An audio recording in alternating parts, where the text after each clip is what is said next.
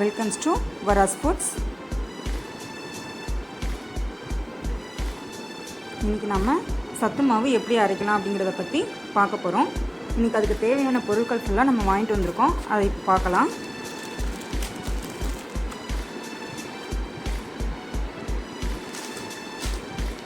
இது வந்து சிகப்பரிசி, பச்சைப்பயிறு, கம்பு, சோயா பருப்பு, வெள்ளைச்சோளம்,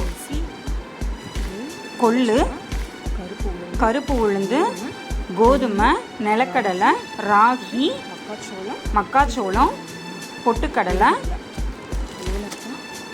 ஏலக்காய், சுக்கு, ஜவ்வரிசி. இதில் முந்திரி பருப்பு மட்டும் விட்டுருக்கோம். அதையும் வாங்கிட்டு வந்து இதில் நாங்கள் வறுத்துருவோம்.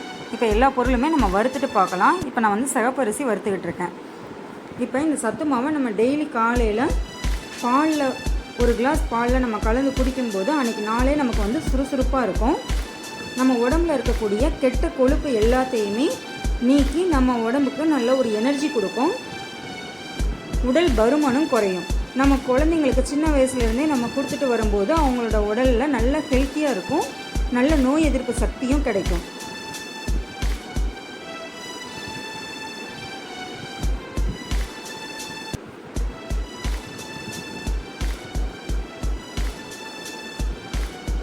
இப்போ இந்த மாவு வந்து நாங்கள் வீட்லேயே ரெடி பண்ணியும் விற்றுக்கிட்டுருக்கோம்.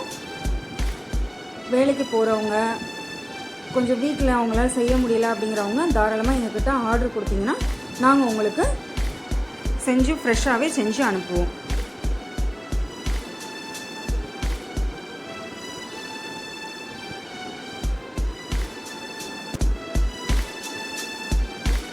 இந்த வறுக்கிறதுல கொஞ்சம் நிறைய பொருட்கள் காமிக்க முடியல. குறிப்பிட்ட பொருள் மட்டும்தான் காமிச்சிருக்கோம். இப்போ எல்லா பொருளுமே நம்ம வறுத்து மொத்தமாக கலந்து வச்சுருக்கோம்.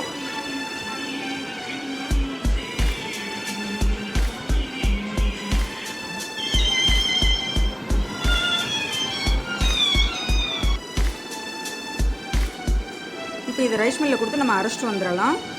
ரைஸ் மில்லில் அரைச்ச பிறகு நமக்கு நல்லா இந்த மாதிரி மாவாக இருக்கும். அதை நல்லா ஆற விட்டுட்டு நாங்கள் வந்து பாக்கெட்டில் பேக் பண்ணி வைக்கிறோம்.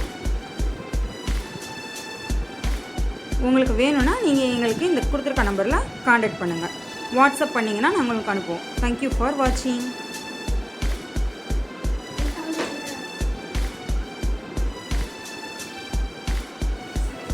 இந்த வீடியோ உங்களுக்கு பிடிச்சிருந்துச்சுன்னா லைக் பண்ணுங்கள், கமெண்ட் பண்ணுங்கள், ஷேர் பண்ணுங்கள், சப்ஸ்கிரைப் பண்ணுங்கள்.